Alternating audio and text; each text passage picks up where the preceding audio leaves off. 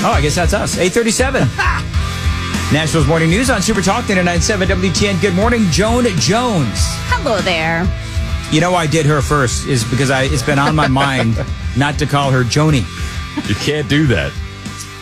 Johnny is here. Hello, Johnny. And thanks for not calling me Chachi. Good morning. And Chris Hand is here. Now, we've had a little bit of a situation with Chris. Uh-oh. We may have to do... He's not having problems in the studio again, is he? No.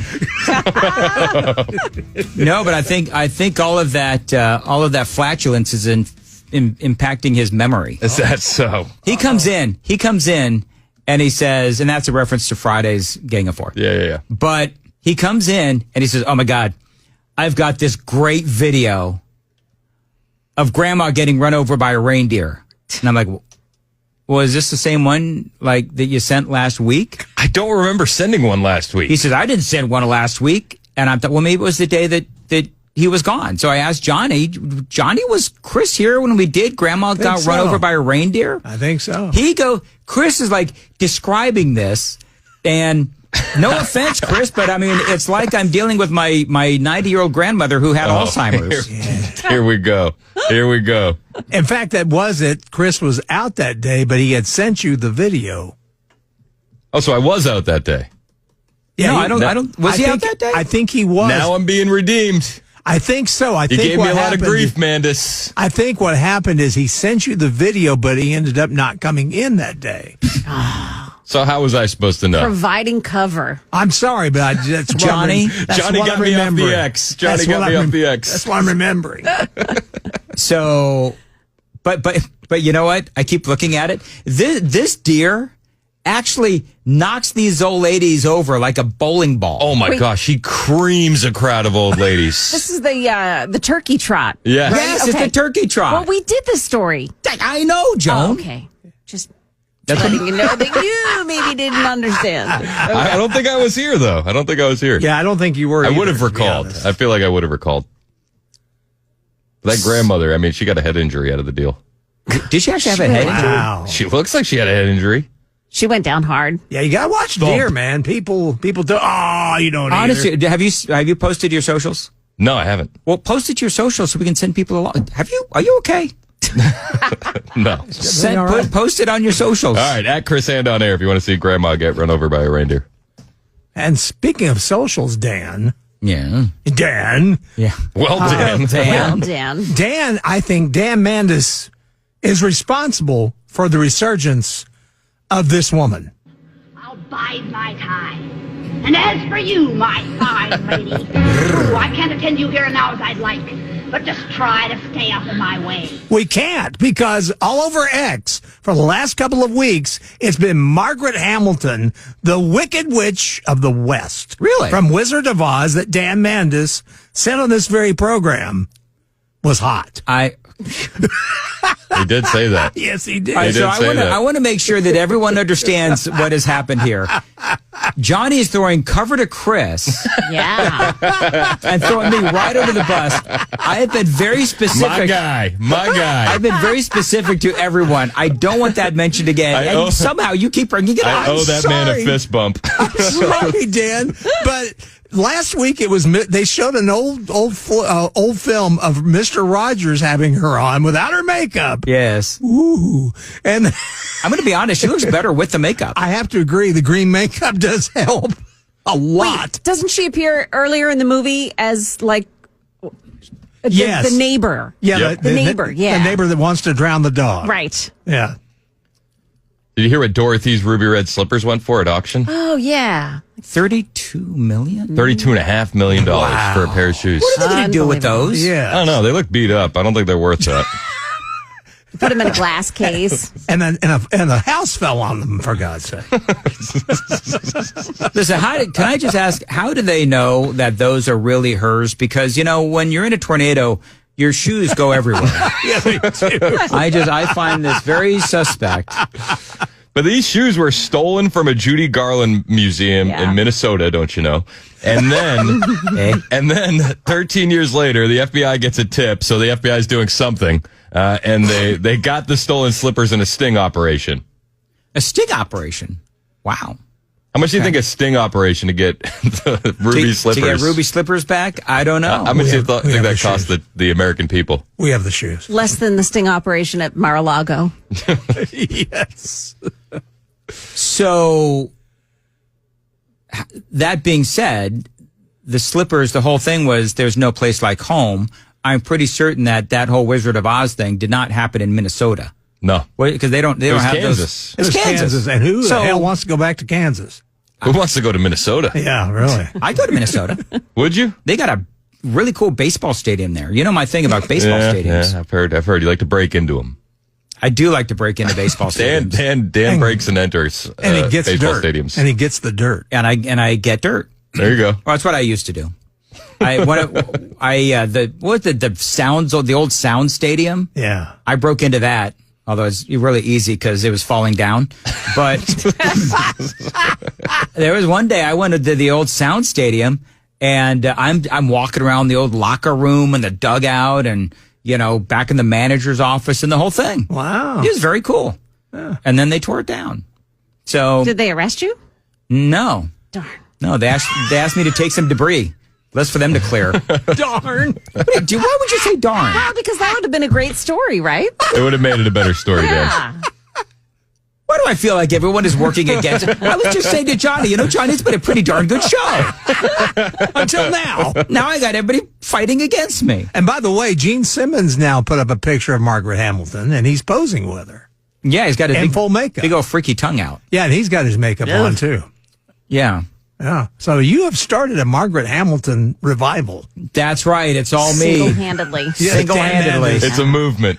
Yes, it is. Well, it's something. Do you know that on Friday when I left the studios, I did like what I thought I would normally do. I went into the studio to say at a commercial break to say bye to Chris. I threw open the door, and as I was throwing open the door, I thought, should I be invading his space? I didn't get a hand signal that it's okay or anything. You should have, too. You walked in and said, dude. Yeah. You all right? Held your nose. You think, okay, you need to go see a doctor or something? For people that don't know, on Friday, we shouldn't do callbacks. On Friday, Chris was regaling us with a great story about how he lit up the studio. Peeled the paint off the wall, so to speak. With Chris hand flatulence. Yes. And he was worried that somebody was going to come in as he lit up the studio. And the great thing was, lit it up. The great thing was Johnny was talking about how that's happened to him. The best part about that whole thing was Johnny saying a good-looking saleswoman, his worry was going to come into the studio, thereby saying it's okay if an ugly one smells your farts, Johnny. I disagree. I think the best part of that segment was Dan going, this has never happened to me. Okay, it happened one time when Phil Valentine walked in. Okay, the mic was hot. Yeah, there was that too. That was my big takeaway. All right, very good. Very well. So, who did what this weekend? Anybody have fun? It's Christmas shopping time. Christmas shopping time? You done with your Christmas shopping now, Chris? No, we're not done yet. We got too many kids. Takes a while.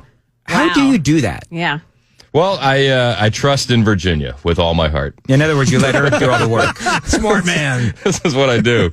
And on Christmas morning, I eagerly await to see what I got the kids.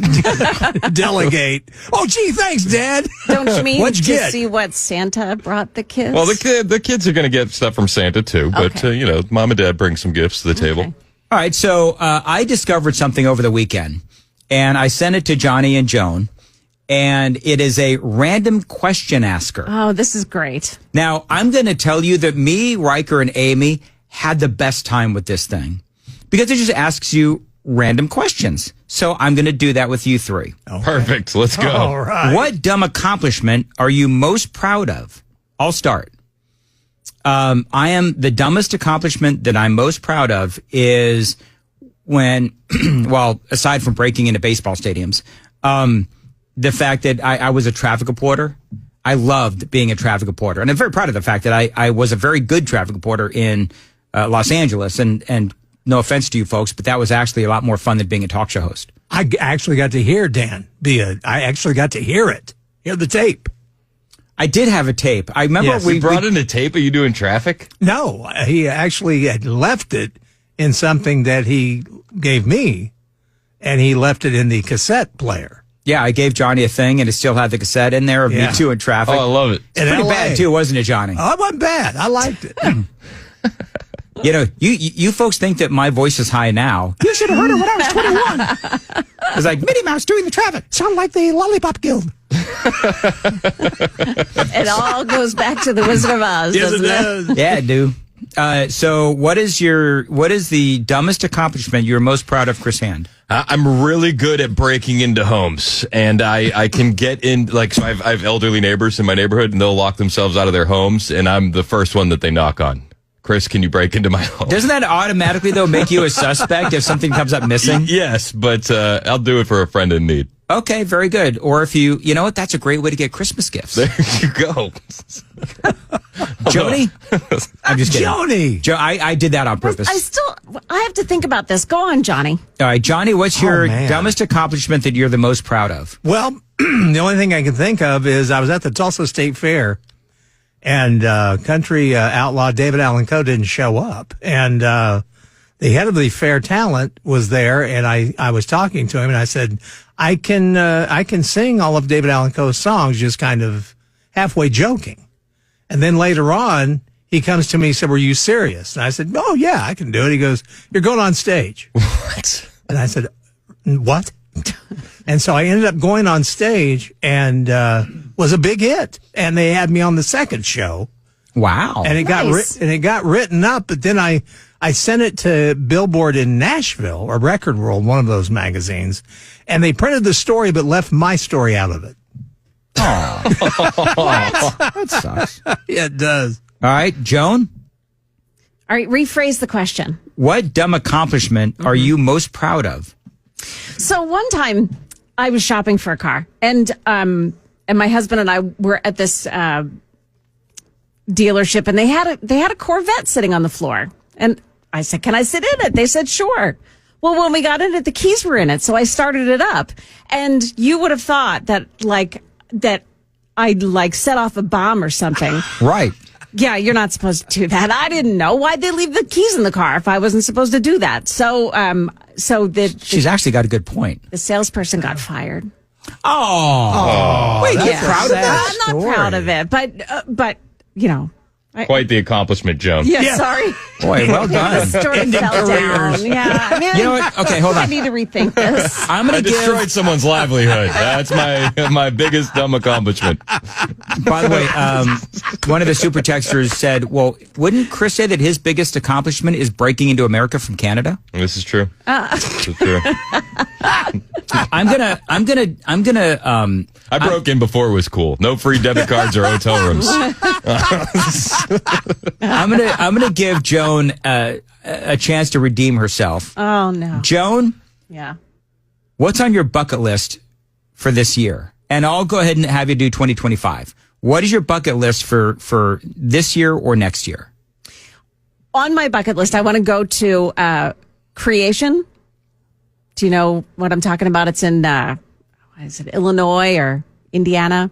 The Creation Museum. I've been there. Oh, have you? Okay. I have. It's amazing. It's in Indiana. Indiana. Isn't that Okay. right? Isn't that right by the Ark?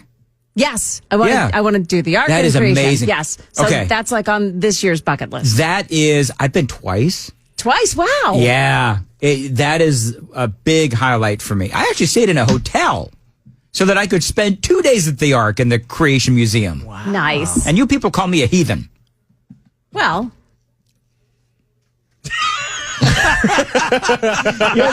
Nobody denies it. That's cool. No problem. Weird how that happens. I hate you all. Chris, real quick, you got a bucket lister? Yeah, this year I want to go to the Chapel of the Holy Cross in Sedona, Arizona. It's like this church built right into the rocks there in the mountains. Sedona's gorgeous. And we wanted to go the last time we were in Sedona, but it was closed. All right. So we want to check that off this year. All right. Cool. Let's see. Johnny, you got a bucket lister? Yeah, I'd like to. I would need to visit Bozeman, Montana, because that's where my namesakes come from.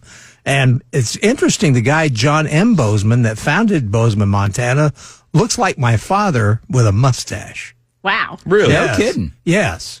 By the way, everybody's letting me know the Creation Museum and the Ark is in Kentucky. I thought it was in Indiana. It's like, isn't it right at the It's right at the line on the border. Yeah. Golly. See what I go through? I know, man. People just love to correct me at every turn. It's tough being you. It is tough being me. Especially we're with so super far texters. up there, people wouldn't want to knock you off. That's right. What's your bucket list for 2025? Yes. The people want to know. Is it moving the Creation Museum back to Indiana? Exactly what it is. I'm gonna start a petition, man. I don't really have. Boy, I don't know. I don't really have a bucket list for 2025.